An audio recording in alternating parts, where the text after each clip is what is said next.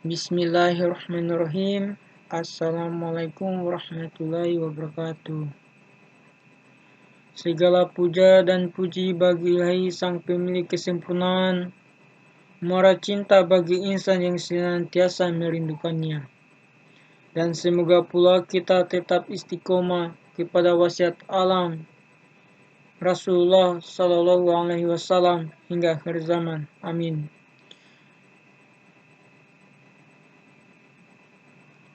Mungkin pada kesempatan kali ini saya akan memperkenalkan anggota kelompok 32 yang beranggotakan saya sendiri atas nama Laude Saifuddin dengan NIM A1G1201112 dan rekan kelompok saya atas nama Hilman dengan NIM A1G1201103. Kemudian pada kesempatan kali ini saya akan mengantarkan latar belakang kurikulum di Indonesia.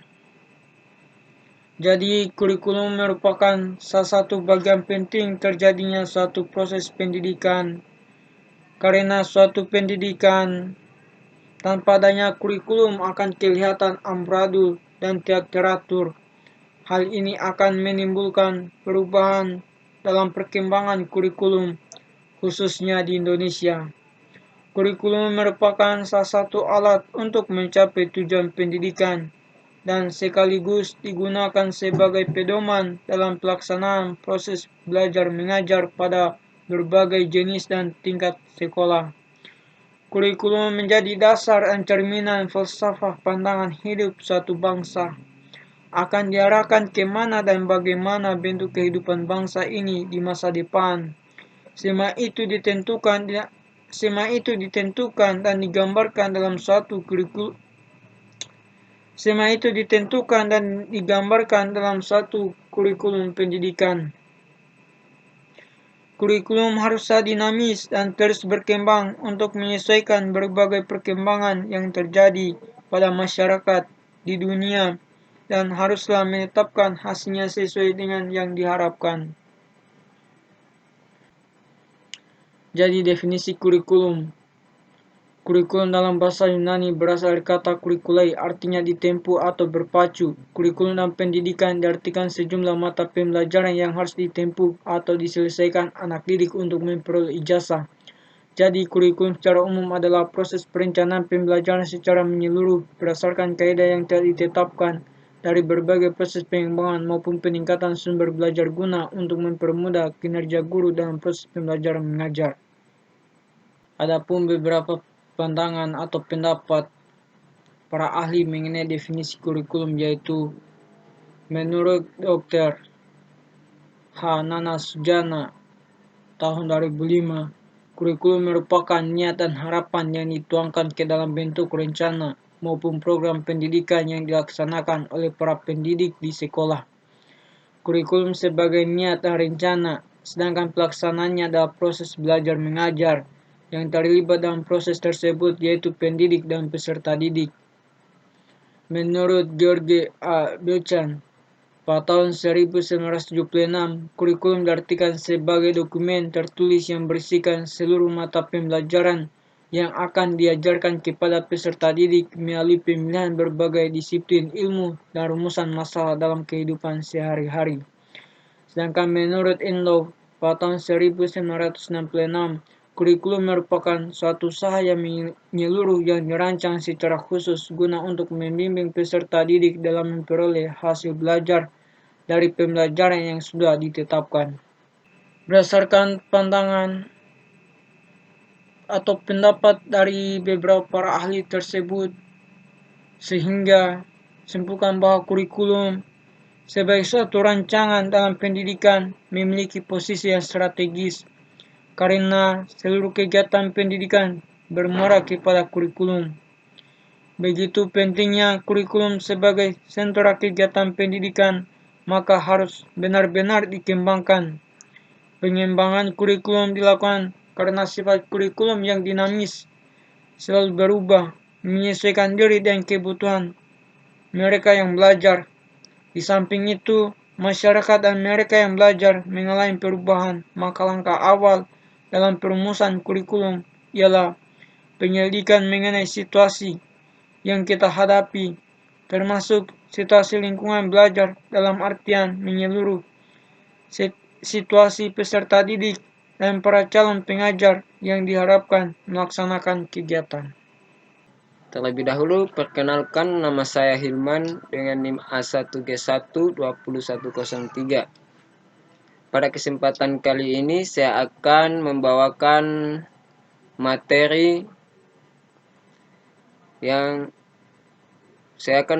materi tentang landasan kurikulum dengan materi dimensi kurikulum. Adapun materi ini adalah materi lanjutan yang telah diberikan teman kelompok saya tadi, Laude Saifuddin.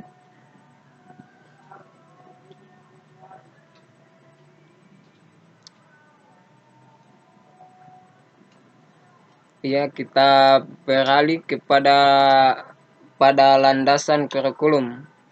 Di sini landasan kurikulum dibedakan menjadi 4 landasan.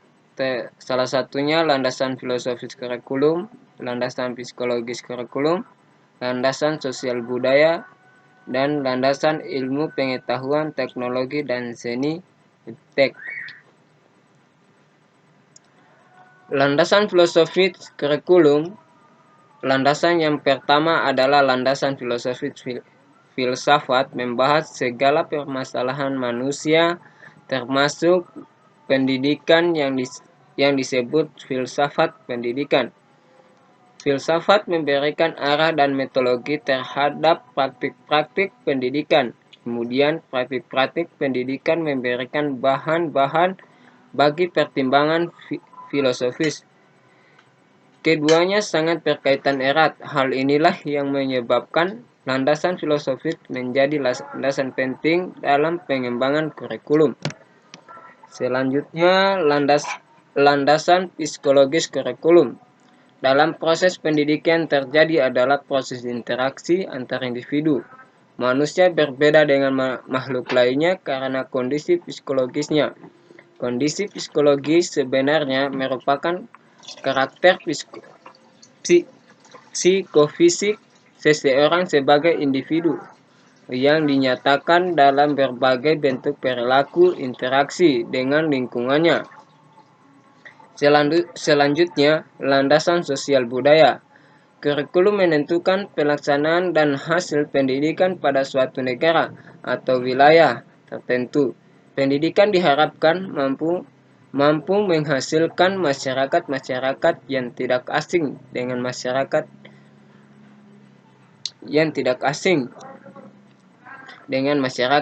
Dengan pendidikan diharapkan lahir manusia-manusia yang bermutu, mengerti, dan mampu membangun masyarakat. Oleh sebab itu, tujuan isi maupun proses pendidikan harus disesuaikan dengan kondisi karakteristik, kekayaan, dan perkembangan masyarakat setempat. Selanjutnya, landasan ilmu pengetahuan, teknologi, dan seni iptek. Pendidikan merupakan usaha penyiapan subjek didik siswa menghadapi lingkungan hidup yang mengalami perubahan yang semakin pesat. Perubahan masyarakat mencangkup nilai yang disepakati oleh masyarakat tersebut, sedangkan masyarakat mencangkup nilai yang disepakati oleh masyarakat dapat pula disebut sebagai kebudayaan. Oleh karena itu, kebudayaan dapat dikatakan sebagai suatu konsep yang memiliki kompleksitas tinggi.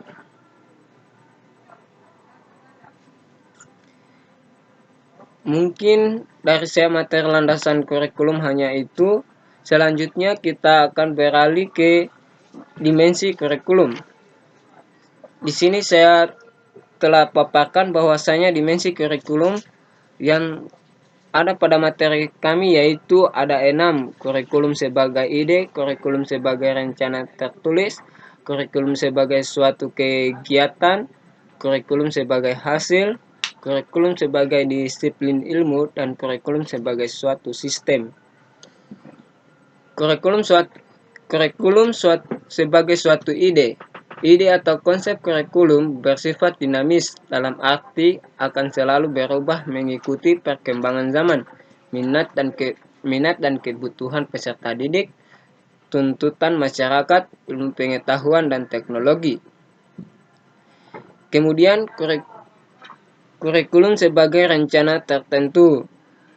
Dimensi kurikulum sebagai rencana biasanya dituangkan dalam suatu dokumen tertulis. Dimensi ini menjadi banyak perhatian orang karena wujudnya dapat dilihat, mudah dibaca dan dianalisis. Selanjutnya, kurikulum sebagai suatu kegiatan. Kurikulum dalam dimensi ini merupakan kurikulum yang sesungguhnya terjadi di lapangan. Peserta didik mungkin saja memikirkan kurikulum sebagai ide, tetapi apa yang dialaminya merupakan kurikulum sebagai kenyataan. Ya, selanjutnya kurikulum sebagai hasil. Hasil belajar adalah kurikulum, tapi kurikulum bukan hasil dari belajar.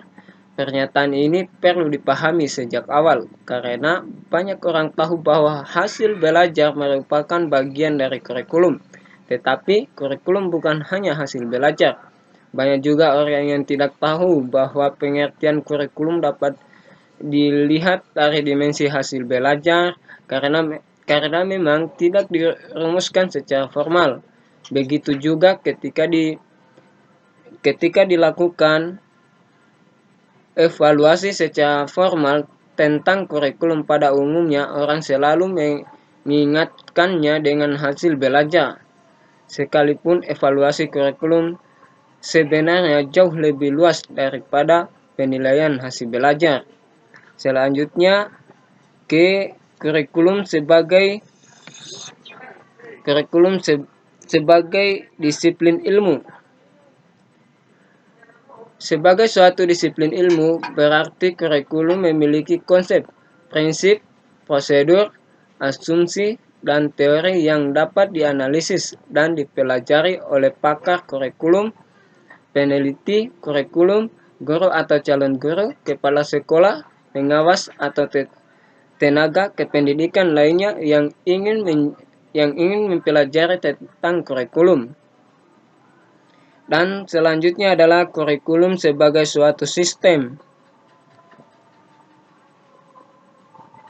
Kurikulum sebagai suatu sistem. Sistem berasal dari bahasa Latin atau sistema dan bahasa Yunani atau systema, adalah suatu kesatuan yang terdiri komponen atau elemen yang dihubungkan bersama untuk memudahkan aliran informasi, materi atau energi untuk mencapai tujuan. Mungkin hanya itulah materi yang saya dapat paparkan atau jelaskan.